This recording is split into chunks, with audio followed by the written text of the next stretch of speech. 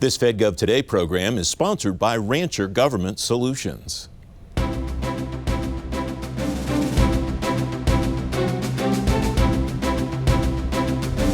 On this edition of Fed Gov Today with Francis Rose, the Tech Modernization Fund comes off life support on the brink of the next generation of IT transformation, and the Navy's research arm finds a shipload of warfighting solutions. Welcome to Fed Gov Today with Francis Rose. The Technology Modernization Fund will prioritize full repayment of funds it awards moving forward. The acting administrator of GSA, Stephen Ahikian, says the shift will push agencies to, quote, focus on high-impact, high-return modernization efforts. Gundeep Alawali is Executive Vice President and Chief Innovation Officer at New Axis. He's former Chief Information Officer at the Labor Department. Melvin Brown II is consultant at the Contract Administration Network International.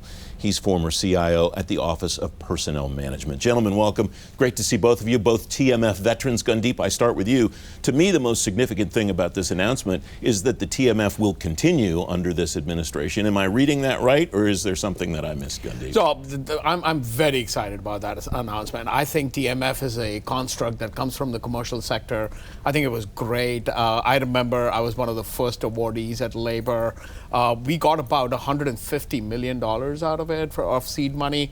And I think the repayment or no repayment, it is a moot point in my mind. I think no repayments actually, and by the way, we repaid most of the money that we got out of efficiencies, right? So it should be driven by efficiency. It should be driven by adoption of commercial technology. It forces the people to rethink their processes. And that's how we have operated. And I continue to operate in the private sector as well. You know, it's incredibly encouraging to get this announcement, and I'm excited about it. Melvin, what did you see in the executive or in the release from GSA about TMF that jumped out at you? Well, the thing that really jumped out at me was, one, I agree with Gundeep. I think it's a phenomenal program, and I am glad that they're continuing it. I am concerned about the repayment, though, the full repayment. I don't think that's going to be a one-size-fits-all. For the smaller agencies, they're concerned about their out-year budgets, and with the reduction of out-year budgets, they may think twice about even going to the TMF to get that money for modernization. That was one of the things that we considered at OPM was we laid out a roadmap for modernization, and then we looked at, you know, what are the funding sources that we're going to be able to use doing that. We used the TMF money for some of our smaller things that we could do, and so that was around Zero Trust, helping us to get that done, opm.gov and getting that done. And then the longer term plan was to use that money for modernization of our mainframe. One of the things that was interesting about the original stand-up of the TMF was we were supposed to be getting rid of the COBOL mainframes, and we all know that just hasn't happened over the last 10 years. What can the TMF do in the form in which it will proceed? What can it do to accelerate the kind of transformations that you just talked about? Gundeep, you first, but Melvin, I want to know what you think of that too. Yeah, so I agree with Melvin, but I do think that this forces us to rethink, like, where is the innovation, or where is the saving, right? Or full repayment or not.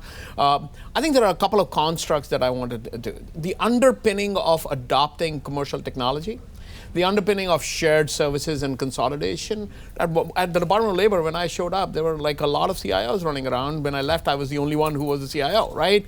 And I think that's a compliment that I have received from Doge as well, right? Like, they don't have to deal with many people. I think those underpinnings need to become a requirement. And then adding emphasis on velocity. Both the award process at the TMF, I think they have made strides over a period of time. In the beginning, it used to take an inordinate amount of time.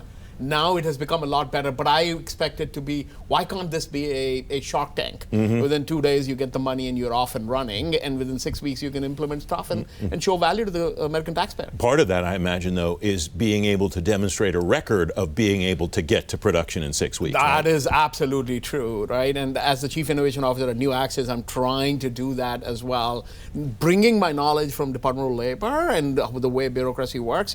But I also think that right now we have a little bit of a tailwind, you know, because bureaucratic processes are under they are under reform, right, and rapid reform, I would say. So we should take this opportunity, right, take the money, take the commercial technology, and bring innovation, put AI to work, which is another thing I did not have 6-8 years ago. right? I'm very excited. And I think this is a very exciting time. Melvin, Gundeep used the word velocity, and is money the driver of that velocity? Because TMF had $1 billion and we got a lot of projects out of it, but we don't see the velocity that you just talked about. Right. So one of the things that I've said, and I continue to say, that IT modernization really is not about the technology. I think it's about modernizing the business of IT and how we deliver that. That seems to be the biggest challenge. The technology has always been there, but our ability to get frameworks in place, to your point, at OPM, we use the Scale Agile framework to bring everybody together, to bring the business requirements together, and it led us to some great results. I just read recently that OPM now is going to be all digital on retirement services. Well, that was fed by the roadmap and all of the TMF work that we did to get us there, to get that velocity that you're talking about. But I think we have to take an enterprise approach and look at modernization holistically and look at all of the policies, all of the things, and the budget is key. We have to have a consistent budget stream to fund those types of modernization. If you go back to the MGT Act and you look at the second part of that, agencies were supposed to establish an IT working capital fund. And you had to go back to Congress to get the transfer authority so that you could do that. Well, CFOs are not on board with these repayments if they can't identify it in the out-year budgets on how the agency is going to actually do that. And so doing the business case and doing the due diligence around how are you going to fund that and pay that back long term is helpful. Two things are always going to happen in an agency. There's always going to be money at the end of the year. It's just a matter of how much, either through contracts that don't get awarded or we don't staff up 100%. And so that's going to give us some money to put in the fund at the end of the year. But without having a consistent stream of revenue to support your modernization roadmap, it's just going to be difficult for agents to be able to fully repay that back going forward. Go study DOL. We had a working capital fund, and we had expiring funds authority that I got from Congress, where you can sweep all the end of year funds into the working capital fund and deploy it in building that velocity that I was talking about earlier. Does all of this impact the way that someone should think about what projects they apply for TMF funds for and which ones they don't, Gundeep? Right. So I think most of it should be driven by business value, right? What is the most impactful for the American citizen? The first one that we applied for was around the visas, right? Around temp visas, getting people into the country and not having some archaic paper that goes and stapled to the next application that goes to USCIS. Today it shows up like a United boarding pass, right? And shaves off like 2 or 3 weeks out of that entire process, which is so important for fisheries, for landscape, for different industries in the country. So I think that is the main driver. And then, like Melvin said, technology, innovation, we have more tools today than we've ever had in our history. So tools is not the issue. I think building velocity, breaking down bureaucracy, making a solid plan, and then executing to it with speed. Don't let government processes get in the way either, right? These commercial tools work very well in the private sector. So why can't we adopt them and make sure that we tweak our processes to fit them rather than tweaking the COTS tool and making them custom in the other way? We have about a minute left, Melvin. Same question to you. Any difference in the way that you would look at projects to apply for TMF funds for versus not? Yeah, two things. One, I would look at, to Gundeep's point, let's look at the business value. What does this solve? I mean, we want to be able, as we like to say, we want to be able to deliver aspirins to headaches and not vitamins. And so we want to be able to deliver things that are going to solve the problems, that are going to meet the needs of the American people, and it's going to bring us the biggest value for our customers. We want to do that first and foremost. All right. If you're on the TMF board, what are you looking for as far as projects to fund versus projects that you will decline? Well, I'm looking at projects that are going to scale. And so one of the things that we have to consider is the scalability of the solution. It can't just be for 2,000 to 3,000 people. Our solutions have to be able to scale multi-generational, and they have to be able to scale millions, 2 to 3 million specifically at OPM. And so those are the types of things I would be looking for. One, the value does it bring? What problem does it solve? And how scalable is that? I think the money is the last point. And the reason I say the money is the last point is because until we decide to make the investment from an enterprise perspective, I don't think we're ever going to see the modernization and the value that we truly could get. Melvin, Gundeep, it's great to have both of you here. Thanks for joining me today. Good to be here. You can read more about all the changes coming to the TMF on today's show page at fedgovtoday.com. Up next, on the brink of the next generation of IT transformation, Fed Gov Today with Francis Rose will continue in a moment.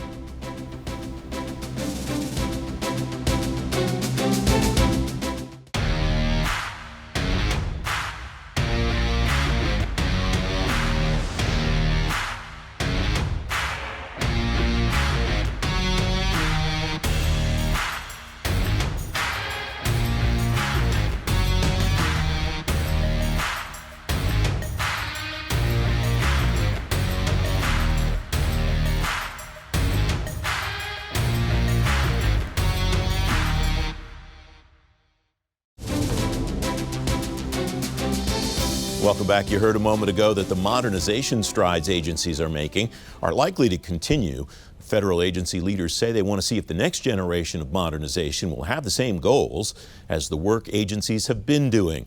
Ryan Lewis is Chief Executive Officer at Rancher Government Solutions. Ryan, welcome. Thanks for joining me. What's your sense from the conversation you just heard and from other work that you're doing across the government of what that next generation of modernization might look like? Well, thanks for having me, Francis. And I would say one of the big quotes that jumped out at me from the last discussion was that it is not a question of tools, but one of value. And I think just to reiterate one of the points they were making, it's truly a novel time, right, for federal end users right now with the sheer number of tools, something that certainly when I first started in this industry, I wouldn't have been able to guess at. So we have multiple cloud offerings now fully deployed, advanced on-prem solutions, an ever-increasing array of edge capabilities, and now no one can escape sort of the ongoing discussion about ever-emergent, robust AI solutions. Really, the question, though, is how do we orchestrate all of that, and more importantly, for some of them myself, how do we help government end users remove as much friction as we can from the system so they can focus on their core task, right, of securing, deploying, and then managing their infrastructure or applications so they can really spend a majority of their time and resources on achieving their mission and less about figuring out all the complexities of DevOps and managing the ever-growing amount of technical debt. Is there a temptation that you're still seeing for people to go look for a tool to manage the tools, or are people getting out of that mode in your view? Absolutely, it can be compounding, right? And I think one of the core things that's been so exciting to see the emergence and widespread adoption of container-based technologies is that you're starting to see a lot of program offices and end users realize that through those sorts of platforms, certainly something right that we work on at Rancher is that you can cut across all these different technologies and start to abstract away sort of the tool upon tool upon tool that you're talking about. You used the term friction a moment ago. What's the friction that agency people tell you I have in my organization, and what are the ways that they're asking for that friction to be removed? Or do they not know that, and maybe that's why they're asking you? Well, yeah, and sometimes it's a mixture of both, where they'll have maybe one core challenge, but then as we start to unpack what their end users actually need, it unfolds into several others. And I think, at the highest level, it falls into a couple categories. You have end users that want to be able to deploy an app across multiple clouds or into an on-prem. You'll have end users that want to try to modernize a legacy application, but in the typical parlance, have no downtime, maintain perfect performance, right? And that is something that's almost impossible to do. And then third, and I think what's even been more interesting is this evolution to say that we want to have fully enabled edge solutions. So think of like a mobile device or some sort of kit that will get deployed out with you on an exercise or something to that effect. That has to have the same level of functionality as you would expect for an end user back in a command center, but also have all the other capability of it needs to operate in a disconnected environment and be ruggedized and things to that effect. And so depending on the type of scenario, right? It can be walking them through one of those. It can be walking through a program office through all three of those. And how you approach that, I think the core underlying technology remains the same, but some of the security challenges, some of the hardening challenges vary from each one of those use cases. We have about a minute left. You used the term edge a couple of times, and I'm struck by how often I hear the concept of edge computing, edge capabilities discussed in the civilian agencies. DoD, it's not surprising, but I hear it all the time now in civilian agencies. Should those organizations think about edge computing and edge capabilities the same way the Defense Department does? Perhaps the use cases are different, but a lot of the underlying technology and lessons learned that enable that seamless end user experience, or to have to bring in dynamically new applications, that sort of underlying technology and lessons learned remain the same. Ryan, it's great to have you here. Thanks very much for joining me. Thank you so much, Francis. You can read more about modernization on today's show page at fedgovtoday.com. Up next, the Navy's research arm finds a shipload of warfighting solutions. FedGov Today with Francis Rose. We'll be right back.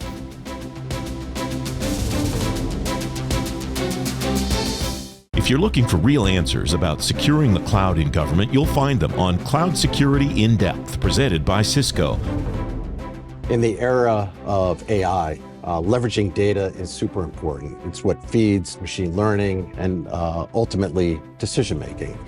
And such, protecting data is paramount to the enterprises that we work with across the federal government. That said, to do that successfully and effectively, you have to have a unified policy and visibility. It's having an effective unified control capability with your SecOps. So your security ops to support what your mission ops or your ConOps plans are. But the end user has a mission to perform, and the complexity doesn't matter. It's got to be, easily executable. So in that case, it's balancing that effectiveness with security and safety, and then the trustworthiness of data.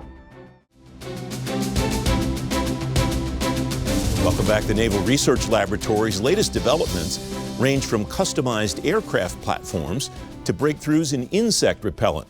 Captain Jesse Black is commanding officer at NRL at Sea Air Space recently. He tells me about his command's mission. The Naval Research Lab is the corporate laboratory for the Navy. So there's a lot of laboratories that are out there like, well, why do we have one for the Navy? It comes back into that maritime application, that maritime domain, and being principled about what is happening and the needs that keep coming to us. We are 10 minutes away from where we're at right now.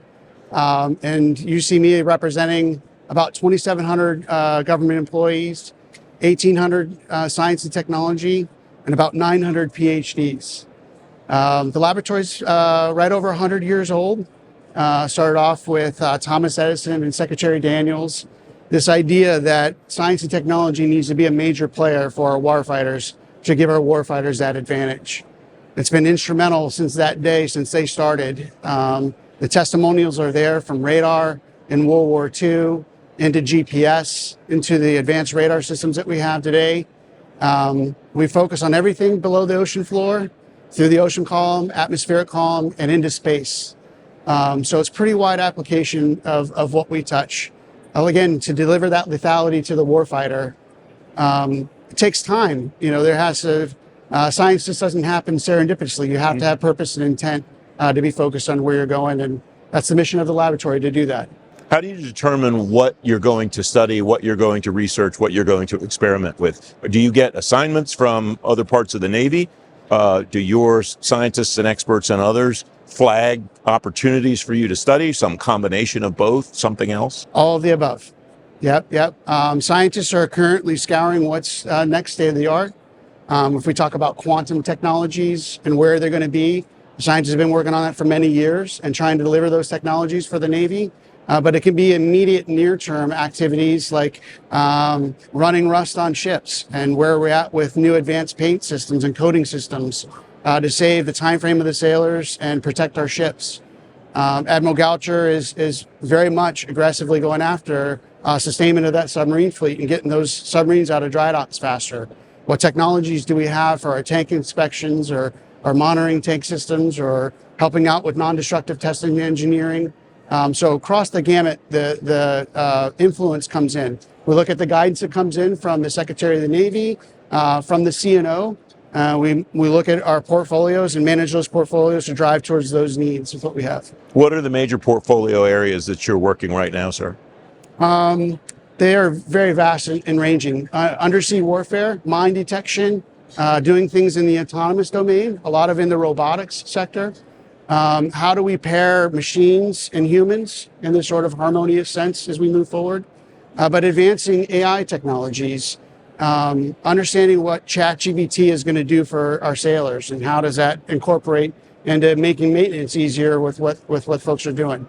Into the biomedical realm of understanding the new proteins that they need to understand to synthesize for a new disease that they may have to get after. So it's wide ranging. You used a fascinating word there to me regarding the pairing of machines and humans to solve problems, and that's harmonious. I wonder what that looks like and how one determines what the right role of each is to create a harmonious partnership between those two. I mean, I imagine that's one of the really seminal questions. Oh, for sure. And that's what we think is almost in the near term of what's happening today. You look at great companies like Boston Robotics, who produces a great product. We take that product and infuse it into our Navy environment. What else can we do? Add some neuromorphic chips to it and give it some more intelligence. But this partnership, as we've done in the Navy for a long time, of like 2 personnel going into a job area. Well, we're short on personnel. Can I add an assistant to go in there with them? In these areas, the dexterity isn't quite yet there with the robot, but the human has the dexterity, but they can step track. They can watch the operator doing what they're doing. And we recently, this last year, went to the CNO's office and demonstrated the robotic dog to her and her team. It was pretty remarkable when we dropped a tool, the machine, the robot knew that I dropped a tool, knew that I needed that tool back and retrieved it back for me and gave it back. But there's a lot of science that happens behind that to understand how they work together. But what was testimonial was when we walked down the hallway of the Pentagon and all the people like pushed to the outsides. And that was the example where the scientists said, this is what they're trying to drive in human nature, is that the robots are going to be part of us.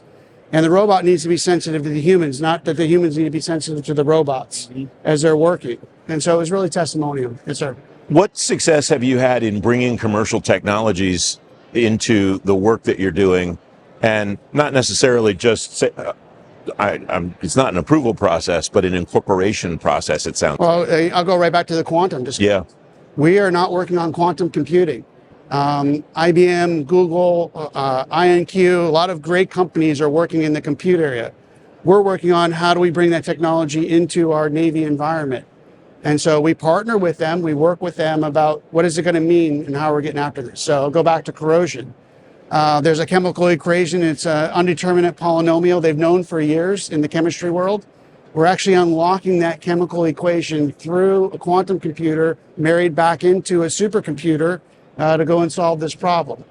So there's that sort of, we're not going to make investments where, folks are already doing that part. Our job is to leverage with them and partner with them and make the best thing for the Navy that we can do. A lot of the things that you do are really high profile, really sexy.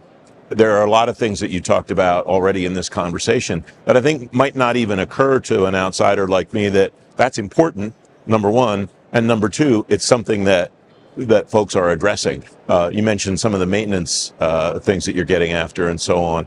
How do those come to your attention as things that are something that you should spend time on?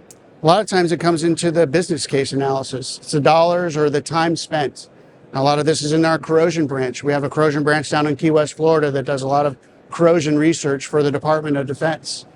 And it's not necessarily a major whiz-bang kind of project, but it is, anyone knows it's been on a ship, you put anything near the seawater, you're going to have problems. And that sustainment element that's in play. So those dollars drive the science to coming back to new solutions. You can see when the Joint Strike Fighter was coming on the amphib ships, and it would melt the non-skid away. Well, we had to come up with a new way to put non-skid down that wouldn't melt when you brought that fighter in. And so that's kind of like how the technology works and matures in areas that you just wouldn't necessarily think about it's there. But how does your team look over the horizon and understand what is coming the way that quantum was coming, 5 years ago probably, was when people first started to think in government and in the military in particular. This is something we need to be aware of and start to pay attention to. How do you keep your team ahead of that curve to know what they need to be aware of coming next? This is a beautiful part when you watch how a scientist does their craft, right? It's not only that they're experts in their fields necessarily about this particular topic, but their research that they do. They are masters at scouring the earth for what's happening in the current technologies. What is academia working on, watching that and keeping a pulse on that. And then they have that ability to bring it into the Navy context. And to not appreciate that as much is it's something I've really come to love and watch them do, because they are that translator of understanding that to bring the technology into where we're at today. Some of my folks would say, well, what are you doing for me today? What are you doing right now for me? I say, well, your Aegis radar system that you have that's such an incredible eyeball for it to see so far away, gallium nitride and all the work that we did back in the 80s and the 90s, that the fruit is being born today from that efforts that were there. We're currently working on advanced technologies that give them even a bigger eyeball for the future. So it's that sort of knowledge base to know that we have near-term things that they got to do, but it's this long-term investment that takes a lot of years to get after. That's been something I really do appreciate and honor the chance to be able to serve with them and even to share the message with the rest of the community here that there's really smart people working after the right things that the Navy working after to continue to give us that advantage that we need to have. Just like Edison and Secretary Daniels came into this one, it's still relevant and still in play today. You can read more about NRL on today's show page at fedgovtoday.com. FedGov Today continues in a moment.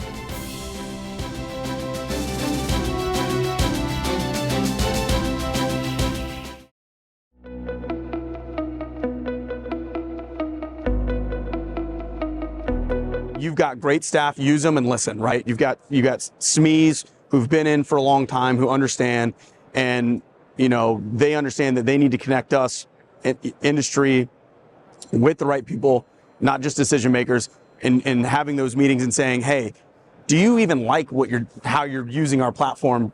Could we be doing something better? And I think asking those questions and working with those individuals that are actually using these software solutions when it comes to AI or ML makes a huge difference.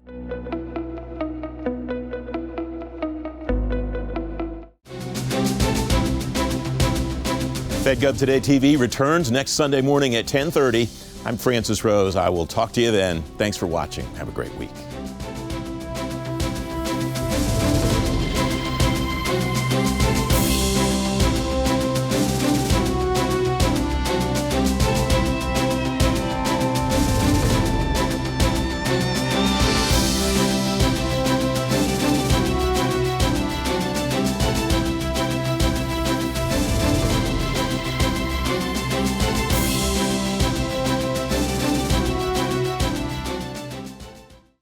If you want insights from agency and industry leaders on the latest topics in technology, management, workforce, defense, and acquisition, sign up for the Fed Gov Today podcast with me, Francis Rose. I release new episodes every Tuesday and Thursday, so you'll stay up to date on the issues that matter most to federal government leaders. Listen at fedgovtoday.com and everywhere you get your shows. Don't miss out on the conversation. Follow the podcast today.